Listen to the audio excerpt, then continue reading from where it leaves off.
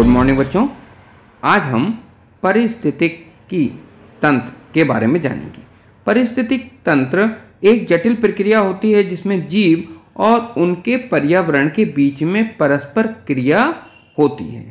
एक निश्चित क्षेत्र में मौजूद जीवित और निर्जीव चीज़ों का समूह है जो एक दूसरे के साथ परस्पर क्रिया करता है। जीवित चीज़ें और निर्जीव चीज़ें यानी कि पर्यावरण हो गया, इनके बीच में जो क्रिया होती है उन्हें क्या कहते हैं? पारिस्थितिकी तंत्र कहते हैं। ये इनके कुछ घटक होते हैं, दो घटक होते हैं। एक तो जैविक घटक हो गया। जैविक घटक में क्या क्या आता है? उत्पादक आते हैं, उपभोक्ता आते हैं और अपघटक आते हैं। और अजैविक तत्व होते हैं। अजैविक तत्व में क्या आती है? मृदा, जलवायु और पर्यावरण। इन सबको मिलकर हमारा पारिस्थितिकी तंत्र बनता है। पारिस्थितिक तंत्र में देखिए जैविक तत्व जो होते हैं वो जैसे मैंने बताया उत्पादक, उपभोक्ता और अपघटक। तो उत्पादक क्या होते हैं? उत्पादक होते हैं पादप जगत। पादप जगत मतलब पेड़ पौधे। उपभोक्ता क्या होते हैं? उपभोक्ता होते हैं चार प्रकार के।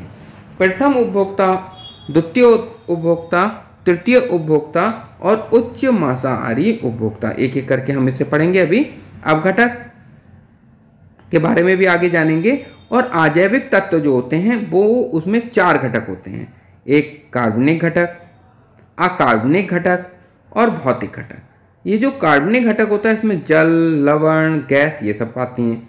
और अकार्बनिक घटक में प्रोटीन, कार्बोहाइड्रेट और यूरिया, ह्यूमस आदि ये सब आते हैं। और भौतिक घटक क्या होते हैं? ऊर्जा, वायु, प्रकाश, ताप, ये सब आपके भौतिक घटक हो गए। चलिए इन्हें विस्तार रूप से जानें। सबसे पहले उत्पादक के बारे में। उत्पादक होते हैं पेड़ पौधे, शैवाल, जो सूरज की ऊर्जा का उपयोग करके अपना भोजन स्वयं बनाते हैं। और ये क्या है? ऊर्जा का मुख्य स्रोत होते हैं पारिस्थितिकी तंत्र में। इन्हें स्वपोषी भी कहते हैं क्योंकि ये अपना भोजन स्वयं बनाते हैं, है ना। ये किसी के ऊपर निर्भर नहीं होते हैं, इसीलिए इन्हें उत्पादक कहते हैं। यही जो है उत्पादक है, पैदा करने वाला, है ना। क्या चीज़? ऊर्जा। इसके बाद आते हैं उपभोक्ता, कंज्यूमर। ये क्या होते हैं? उपभोक्ता जीव वो होते हैं जो दूसरों के द्वारा बनाया हुआ खाना खाते हैं, है ना। जो वे पारिस्थितिक तंत्र में ऊर्जा को एक स्तर से दूसरे स्तर पर ले जाते हैं। और ये कितने प्रकार के होते हैं? तीन प्रकार के होते हैं। कौन कौन से? देखिए यहाँ पे ये चित्र दिया हुआ है। इसमें देखिए नीचे, सबसे नीचे दिया हुआ है उत्पादक, इसके ऊपर दिया हुआ है प्रथम उपभोक्ता। प्रथम उपभोक्ता यानी कि शाकाहारी। प्राथमिक उपभोक्ता वे शाकाहारी जीव होते हैं जो भोजन के लिए पौधों पर निर्भर होते हैं। दूसरे हैं द्वितीय उपभोक्ता यानी जिन्हें हम प्राथमिक मांसाहारी कहते हैं। ये वे हैं जो प्रथम उपभोक्ता वाले प्राणियों को खाकर ऊर्जा प्राप्त करते हैं। और तृतीय उपभोक्ता या फिर शीर्ष मांसभक्षी वे जानवर होते हैं जो प्रथम और द्वितीय उपभोक्ताओं को खाकर ऊर्जा और पोषण को प्राप्त करते हैं। अब बात करते हैं अपघटक की। अपघटक जीव वे होते हैं जो मृत जीवों और पौधों को तोड़कर उन्हें मिट्टी में मिला देते हैं। वे पारिस्थितिकी तंत्र में पोषण तत्वों का क्या करते हैं? चक्रण में मदद करते हैं। इसके बाद आया पर्यावरण। पर्यावरण क्या हुआ? पर्यावरण पारिस्थितिकी तंत्र के सभी जानवरों, सभी जंतुओं और उनके आवासों को सम्मिलित करता है, जिसमें वायुमंडल है, जलमंडल है, भूमि है, ये सब शामिल होता है।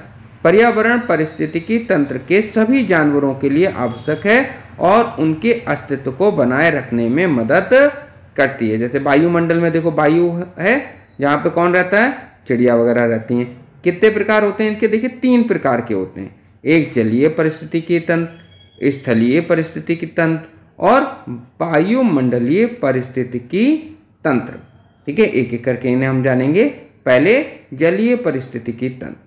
जलीय पारिस्थितिकी तंत्र क्या होता है? जलीय वातावरण में पाए जाने वाले जीवों और उनके पर्यावरण के बीच में परस्पर जो क्रिया होती है वो शामिल होते हैं। इसमें क्या होता है? नदी, झीलें, महासागर और अन्य जलीय पारिस्थितिकी तंत्र शामिल होते हैं। इसमें कौन कौन होता है? मछली होती है, जलीय पौधे होते हैं, प्लम्बक होता है और अन्य जीवित जंतु जैसे मगरमच्छ हो गया, कछुआ हो गया, ये सब जो हो गए वो किस में आते हैं? जलीय पारिस्थितिकी तंत्र में आते हैं।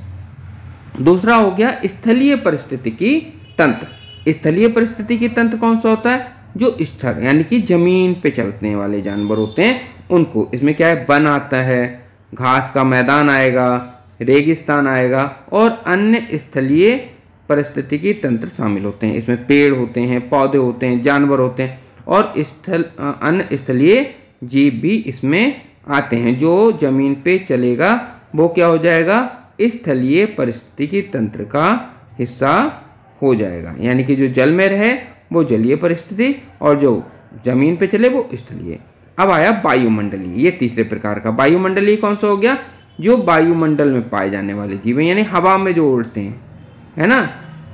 इसमें क्या क्या गैसें आ जाती हैं, इसमें तापमान, आर्द्रता, अन्य वायुमंडलीय कारक भी इसमें शामिल होते हैं। और क्या क्या होता है इसमें? कीड़े होते हैं, पक्षी होते हैं और कीट पतंगे, जो ये सब हैं, ये सब पाए जाते हैं।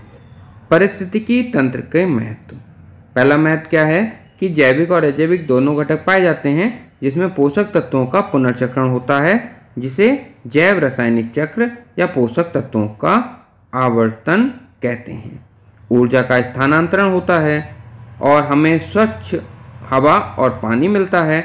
उपजाऊ मिट्टी मिलती है जिसमें हम फसल को उगाते हैं और हमें पौधे और जानवर मिलते हैं जो दवा, भोजन, अन्य संसाधनों में प्रयोग होते हैं। प्राकृतिक आपदाओं से बचाव होता है और मनोरंजक गतिविधियां मिलती हैं जिनसे हमारा शारीरिक और मानसिक स्वास्थ्य में योगदान होता है। इस तरीके से जो हमारा पारिस्थितिकी तंत्र है वो हमारे लिए बहुत ही उपयोगी है, चाहे मनोरंजन के क्षेत्र में हो, भोजन के क्षेत्र में हो, आपदाओं से हमारा बचत कराने वाला हो। लेकिन इसमें अब खतरा आ गया है। कैसा कैसा खतरा आ गया? पहला है जलवायु परिवर्तन से।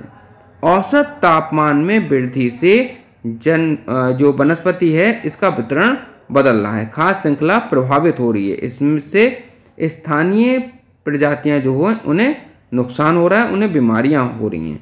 और आवासीय विनाश, शहरीकरण और विकास के कारण आवासों का विनाश हो रहा है, यानी कि जो ये जीव जंतु रहते हैं उनके आवासों का नुकसान हो रहा है। प्रदूषण, अपशिष्ट जल प्रदूषण से समुद्री जीवन और मानव स्वास्थ्य को नुकसान पहुंच रहा है। केवल जलीय प्रदूषण नहीं, वायु प्रदूषण और ध्वनि प्रदूषण से भी हमारा जीवन प्रभावित हो रहा है। अत्यधिक मछली पकड़ना, अत्यधिक मछली पकड़ने से समुद्री पारिस्थितिकी तंत्र में नुकसान हो रहा है ना। मछली ज़्यादा पकड़े जाने से जो समुद्री जीव हैं उनका नुकसान हो रहा है। आक्रमिक प्रजाति और विदेशी प्रजातियां कुछ ऐसी होती हैं जो देसी पौधे को मात देकर पारिस्थितिकी तंत्र को नुकसान पहुंचाती हैं, है ना। देसी प्रजातियां इससे नुकसान में आ जाती हैं विदेशी प्रजातियों की वजह से। और कीटनाशक, कीटनाशक का अधिक प्रयोग करने से खेती में भी नुकसान होता है और मधुमक्खी सहित अन्य प्रकार के परागणकों को नुकसान हो रहा है। तो ये देखिए पारिस्थितिक तंत्र में इस तरह के खतरे आ गए हैं। इनसे हम बचाव किस तरीके से कर सकते हैं? तो बचाव का तरीका है, पहला, ज़्यादा से ज़्यादा वनों का संरक्षण करें। वनों की कटाई वाले क्षेत्रों में पेड़ लगाएं। वन्य जीवों को कानून तथा सार्वजनिक शिक्षा के जरिए से संरक्षित रखें। लुप्तप्राय पौधे और जानवर जो हैं उनकी प्रजातियों के लिए परियोजनाएं शुरू करें जिससे वो लुप्त ना होने पाएं। और जल की गुणवत्ता और उपलब्धता बनाए रखें। कचरे का जिम्मेदारी से प्रबंधन कर दें। स्थानीय पर्यावरण संगठन जो हैं उनका समर्थन करें और शिक्षा देकर और जागरूकता बढ़ाकर पारिस्थितिकी तंत्र की सुरक्षा की जाए। तो इस तरीके से हम अपने पारिस्थितिकी तंत्र को बचा सकते हैं। यह हमारे जीवन के लिए बहुत ही उपयोगी है। आज के लिए इतना ही, फिर मिलेंगे और किसी टॉपिक के साथ। तब तक के लिए धन्यवाद।